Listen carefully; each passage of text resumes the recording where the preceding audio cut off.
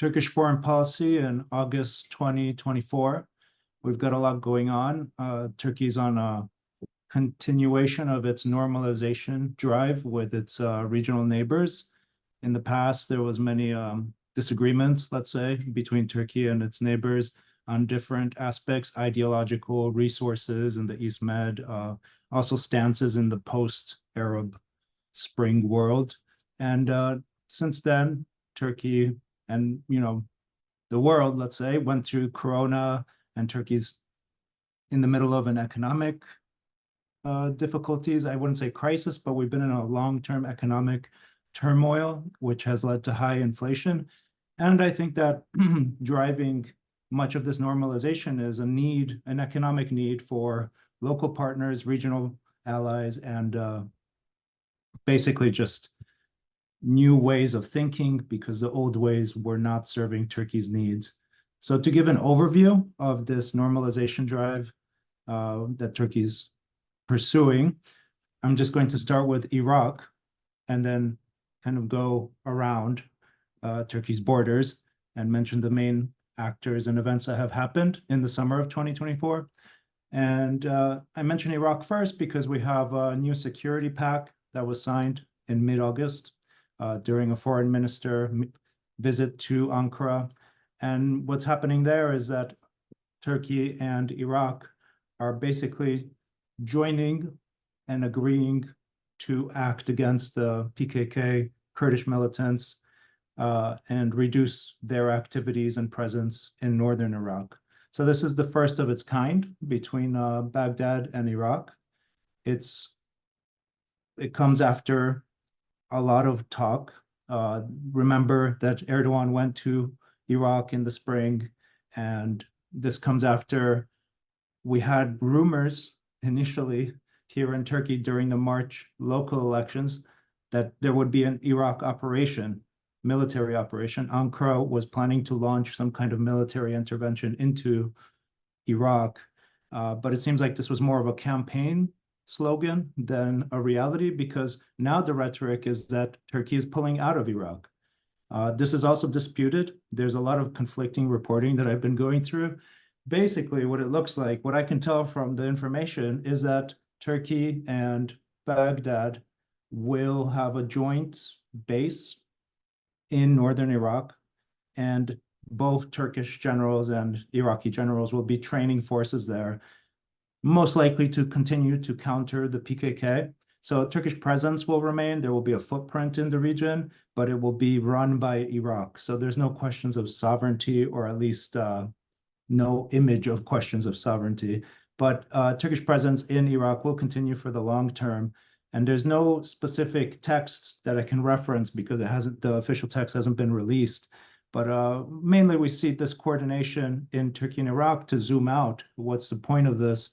Is to reduce the terrorism threat from Ankara's stance. And there's a lot of talk about increasing trade routes. So we've heard about this development road from Basra to Ankara to Europe. Turkey mainly wants to develop an alternative trade route from China to Europe, and it wants to be part of it, basically. If you think about it, it can be feasible because the corridors through Asia, there's Iran, there's Russia, there's different actors that may pose different problems in the future for Europe. And the US-sponsored trade route between India and through Saudi Arabia and then Israel and then to Europe. I mean, we all know that the Israeli conflict continues, and there's different pressure points all over the region. If you have one more alternative through Iraq and Turkey, maybe they can find success there. And I mention this because there's a meeting on August 29th between UAE, Iraq, and Turkey, where all three actors will be discussing how to make this development road moving forward. So that's something to watch. I think that's where the main action is happening. The rest is stalled or will continue in some form, different kinds of normalization, or as we'll see, there's different visits coming. So just to move to Syria, there's been some kind of rapprochement effort there between Assad and Erdogan. Both have expressed interest in talking. most likely Russia supports these efforts to have some kind of stability and agreements between its partners in the region. But on Sunday, August, what is it, 26? August 25th, on Sunday, August 25th, Syrian President Bashar al-Assad said that normalization efforts have not yielded any results. There were preconditions that Turkish troops would have to withdraw from Syria before any future talks could proceed, but apparently Assad had waived these preconditions, and still there's no progress. This comes as Turkish and Russian military patrols have resumed in northern Syria as of Saturday on August 24th. So we have stalling between Syria and Turkey, but Russian-Turkish joint patrols continue in northern Syria. So we have action and inaction. I'm not sure exactly what's going on. We'll have to keep an eye on it. It's obviously a fluid situation that I think really will be decided after the US elections, because we're all waiting to see what happens there and whether another Trump presidency gives more leniency to Turkey to do what it wants, basically, in its immediate neighborhood, as it did during the last Trump administration when it had a cross-border Syrian operation in 2019. Moving to Egypt, we have a visit from Sisi in Ankara on September 4th. This will come after Erdogan visited in February to Egypt, and this is part of a big rapprochement effort because both nations had a big separation. Let's say they were not talking after the coup and in 2013 that removed, democratically elected president of Egypt, and Erdogan supported that movement in the time of the Arab Spring, and that didn't work out. So now what's pushing this rapprochement, I would really say, is economic and just practical determinants, because both Turkey and Egypt are in severe economic crises, and they are neighboring regional powerhouses. Improving trade or some kind of relation would help and mutually benefit both sides.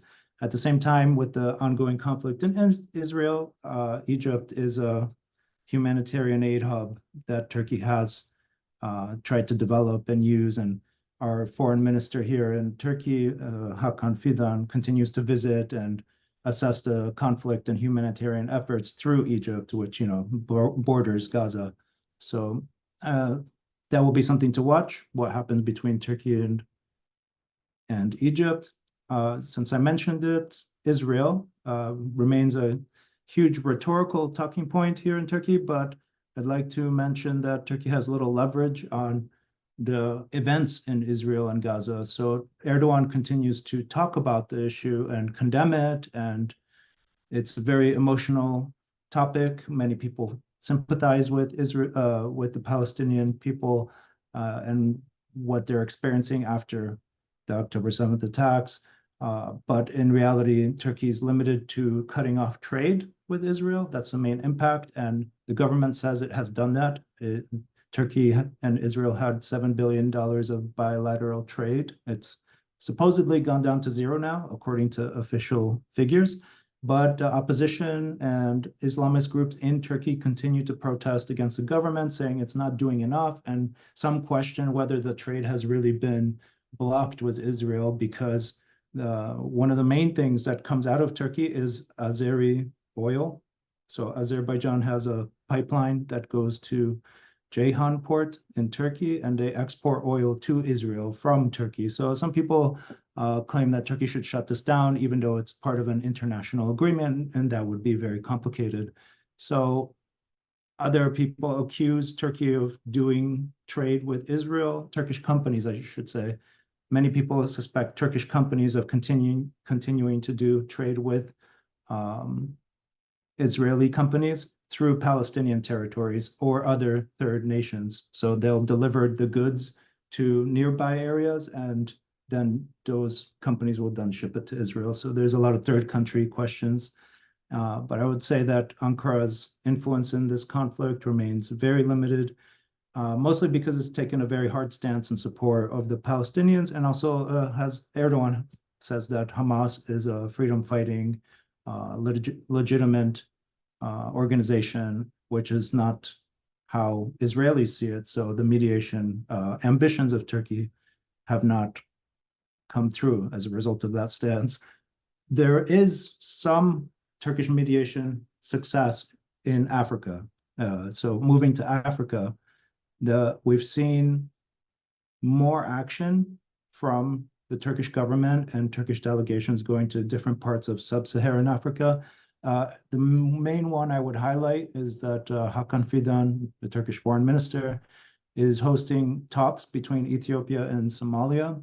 Basically, Ethiopia wants sea access to Somalia through Somalian land, and Turkish mediation efforts have shown signs of progress. All sides say that they're moving ahead. And what's Turkey doing in this region? Well, basically, Turkey has bases in Somalia. It trains Somalian soldiers. And at the same time, Turkey signed a different accord with the Somalian government, saying that it would provide maritime security in exchange for resource exploration of Somalian waters. So while trying to make accords in this part of the world, Turkey will also be sending their gas exploration ships to the coast of Somalian waters to see if they can find oil or gas there, and then they would do some kind of sharing of the profits if some kind of reserves are found. Moving more north, to move north, we're looking at the Caucasus. There's also mediation efforts there from Ankara.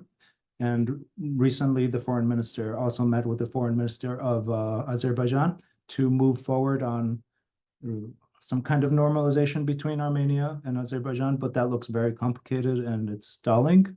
I'm noting this because Azerbaijan is often flagged as an alternative energy source for Europe and different parts of the world.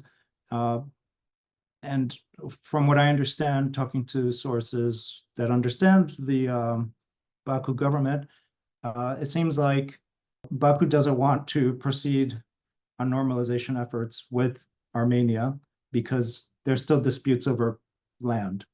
Baku also doesn't want Ankara to proceed with its own normalization efforts with Armenia. So Baku doesn't want Ankara-Yerevan talks because Baku is not done with whatever needs to be done in that part of the world.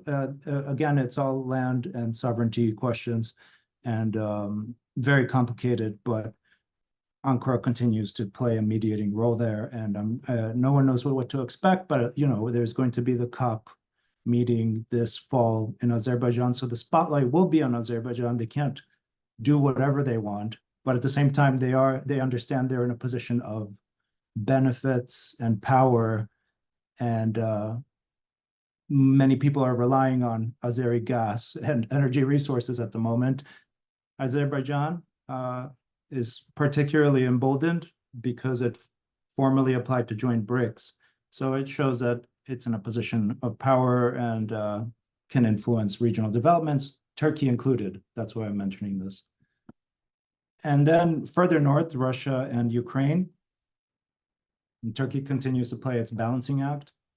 It's selling products to both sides. At the same time, Turkey continues to buy energy from Russia. There's different pipelines and dependencies on Russian resources. But I like to highlight that U.S. Continues to release new waves of sanctions, and Turkish individuals and entities are included in these lists, including the last one on August 23rd, when 7 targets were hit with U.S. Treasury sanctions in Turkey. So it continues to be an ongoing problematic area, Turkey's involvement with the Russian war effort and what Turkish individuals are doing. How the US and EU can respond to this is very problematic because it's, regional neighbors, and also Turkey's economy is highly dependent on this. And how do you monitor it? There's a use of third countries in delivering different kinds of technologies to Russia. So it remains to be seen what kind of pressure is put on Turkey other than these waves of sanctions, which target specific people and specific entities. And we're talking about hundreds of thousands of actors. So it's maybe whack-a-mole at this point, but maybe this is also another question that will be further addressed after the US elections, what happens with Turkey's stance on the Russia-Ukraine war. Wrapping up with EU-NATO and Western relations, there was a lot of concern placed on Turkey's growing energy dependency on Russia. This was featured in Financial Times opinion pages recently. Basically, Russia is building a nuclear power plant in Turkey, the Akuyu nuclear power plant. And this would further tie Turkey to Russia. And with the author, Gönül Tol, Middle East Institute analyst, basically arguing that Turkey's acquisition of a Russian-operated nuclear power plant would be more dangerous and a longer-term commitment than Turkey's acquisition of the S-400 missiles. So this is something else to watch, and another place where EU, NATO, Turkey relations really come to a head, and we'll need to see who reacts and how, and whether this is part of the brave new world if it just continues as it's going right now. The one bright spot I would highlight in EU-Turkey relations is that Hakan Fidan, Turkey's foreign minister, is being invited to the informal foreign minister meeting of the EU called Gymnich in Brussels. He will be going this week, I believe, August 29th.